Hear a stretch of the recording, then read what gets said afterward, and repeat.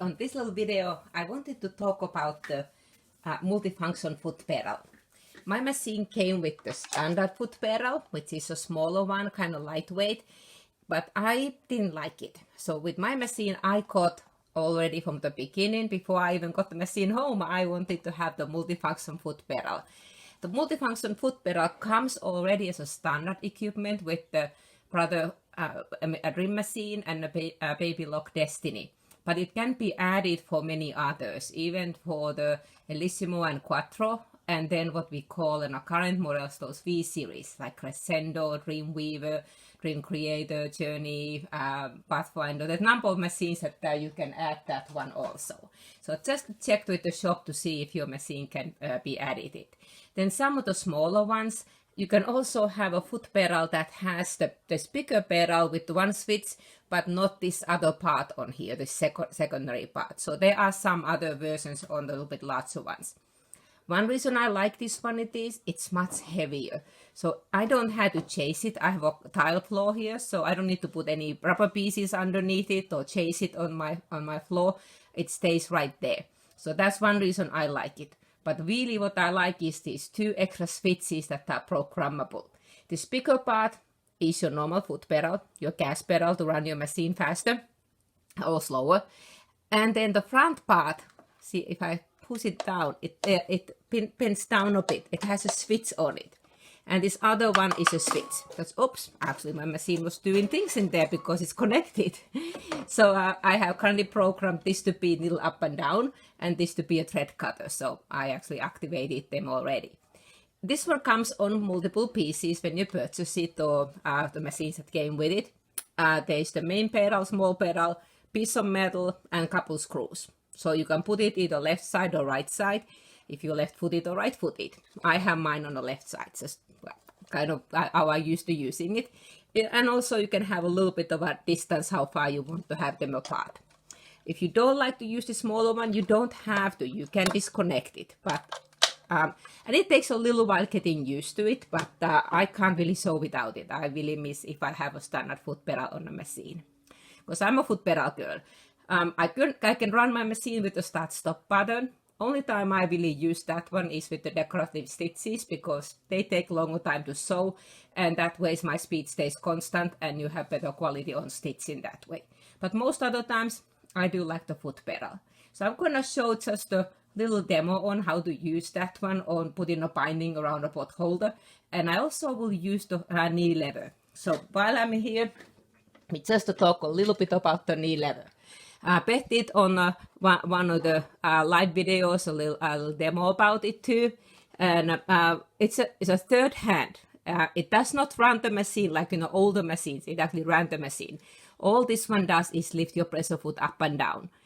Depending on the machine, this part in here, the part your knee hits, might be smaller or larger.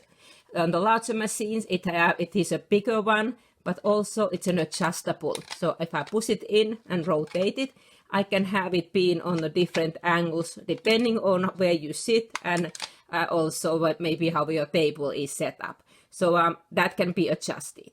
The unique thing on the Baby Lock and Brother on these knee levers is that it's controlled electrically, meaning that it's not just a mechanical lever to lift your pressure foot. So if I lean on it accidentally while I'm sewing, it's not hurting the machine. If it's totally mechanical, like there are some other machines that they have it, a totally mechanical one. So if you lean on it while you are sewing, your pressure foot starts going up a bit, and you don't have as good control on your fabric, but also your tension may kind of get loosened. So that's a unique thing on the ones that what we have on these bigger machines, is that it is actually electrically controlled, and that way it is much safer. So let me go and show on the screen how we set up that multifunction foot pedal. So in the screen, I'm going to go to the settings screen, which looks like a little notepad. Some machines is on the top row, some machines it might be in the bottom, but it always looks the same. It looks like a little notepad. That's where we can customize the machine. And I have a little video that I had made. It's called the class number 4, which I go through lots of the settings on that, and I'm using the Lumine on that one. But which has a little bit more settings than some of the others, but it can be used for several machines. But this time I'm gonna go in here on page 2, sorry, it's gonna go to page 3 on my machine. And on that one I have a section that says multifunction foot controller. Yours might be grayed out if you don't have one of these plugged in. Some machines it may be grayed out, some machines you may still see it.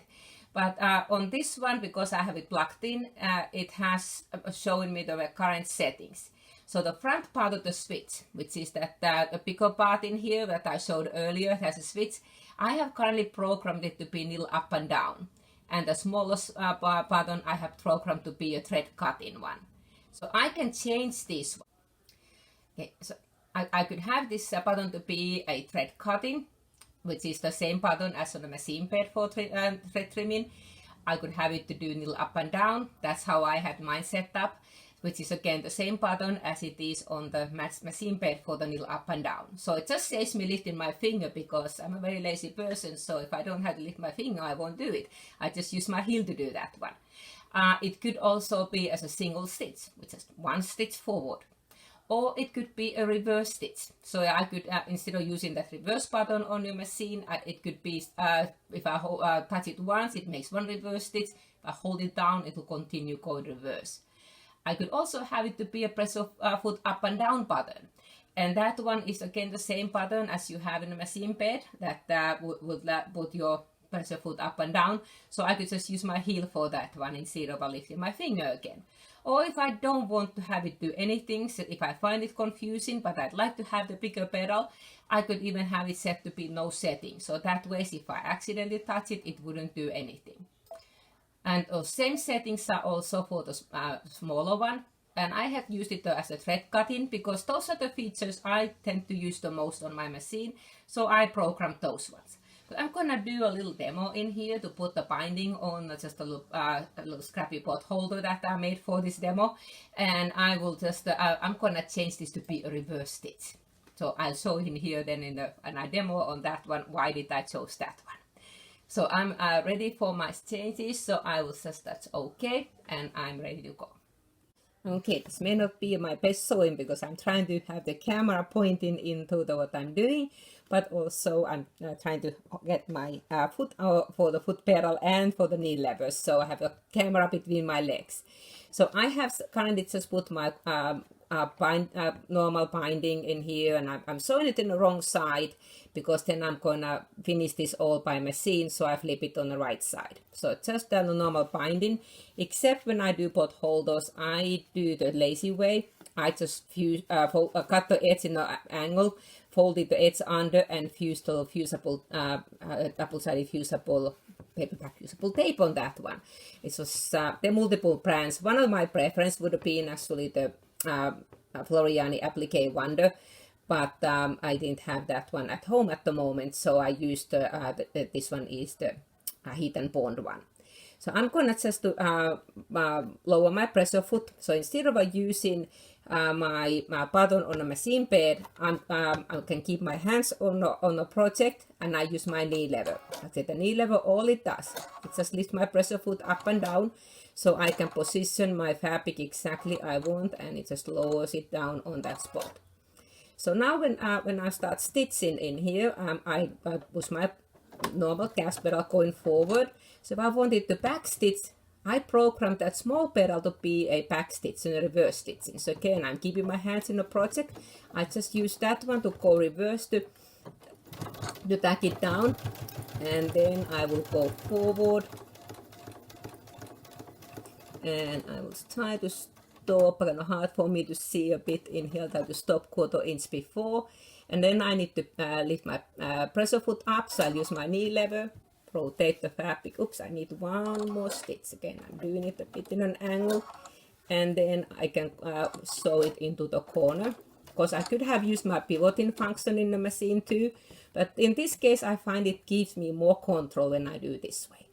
Now I need to lift my needle up. Well, I thought I was taping, and I guess I wasn't, so that pot holder got done, and then I was editing and noticed that the section is missing. So let's see if this will be a little bit better luck this time. So I'm going to start over. I just took a couple little scrap pieces and made a new binding. So I'm going to again lower my pressure foot down and just to sew a few stitches forward, and then use my small foot pedal to go backwards. And then we will go forward. Actually, these stitches might sew a little bit better in this fabric anyways, because I have black thread. So I'm going to sew, and I'm going to use the toe of my foot as a guide for the 1/4 inch. And then I use the knee lever, pivot, and sew to a corner. I didn't even bother putting back in this time. It's just 2 pieces of fabric with some stabilizer. So now I'm going to use the heel of my big foot pedal to lift the needle up. Use the knee lever, and because normally I don't even bother cutting the threads at the corners. I just pull them forward, do that normal folding, and then instead of starting at the beginning, I use it just to start about approximately 1/4 inch after that one, and then I will use my little foot pedal to go reverse. So I go to the end, and then I go back to my big foot pedal to go forward. So that'll kind of tax it in place. What this happens also when I start from that 1/4 inch and go backwards, that these layers won't shift. Sometimes when you have all this bulk and you start stitching from the corner, your fabric may kind of get shifted a bit. So it was just something I thought that worked a bit better. We do it again.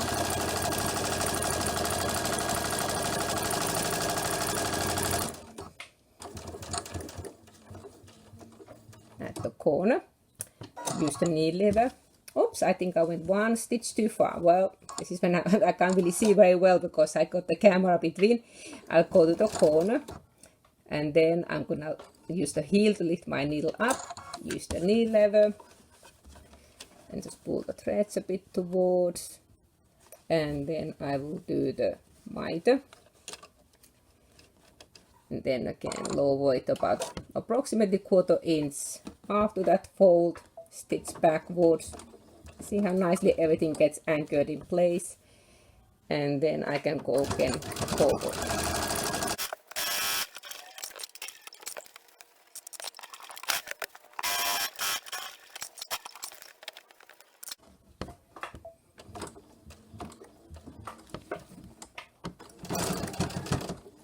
And now I'm at the end. This time I just used the Stitch Perfection tape, and I actually did find a roll of that applique Wonder tape. I thought I had used it all, but I actually had a roll of it. This one is sticky both sides, so I didn't need to iron this one.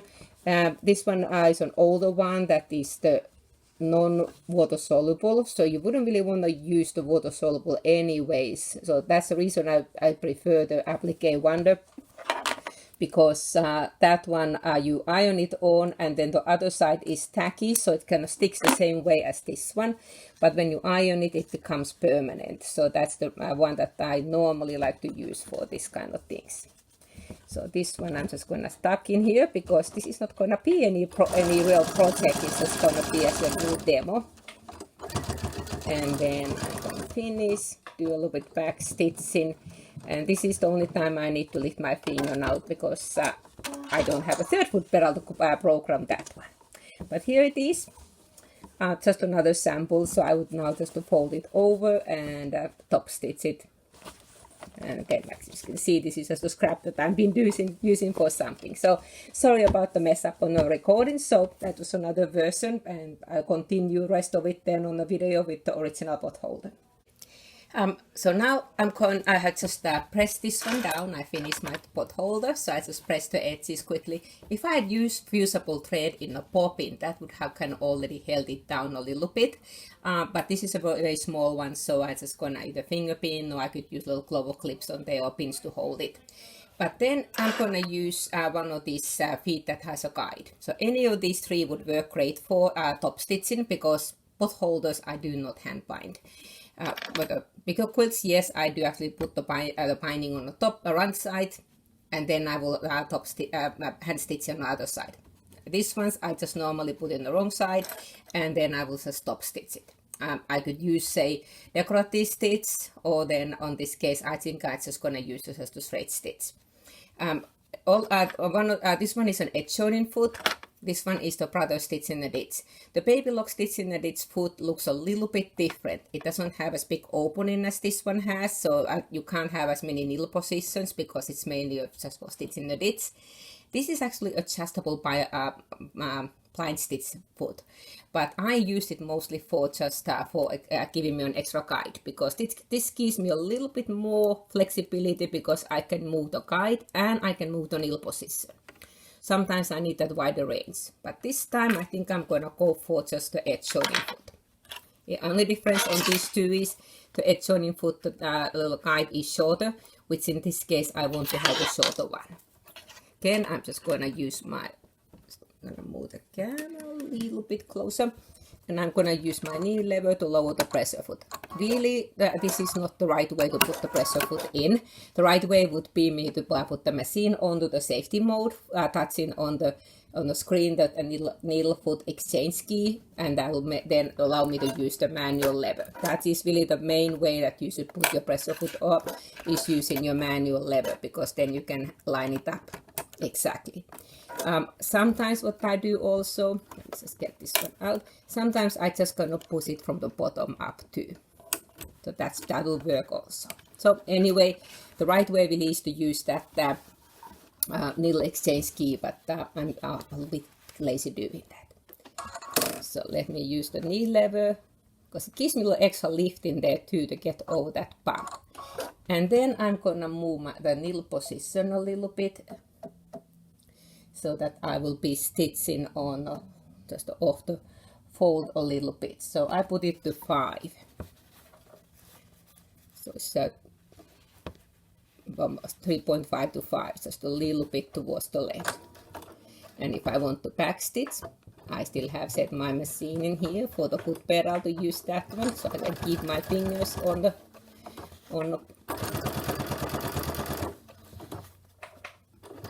and that was my little fold. I just fused it in the place, and that way it's good enough for pot holder.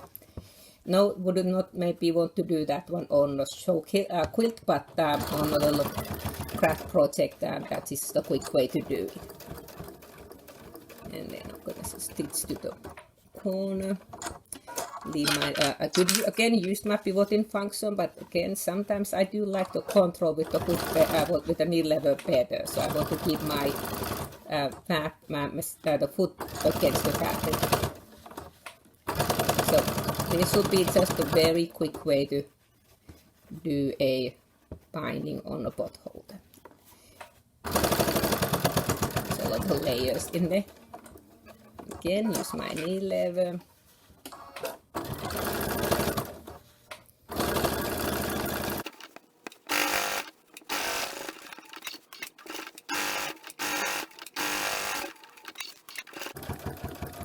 I am done. Just a little bit of a back stitching.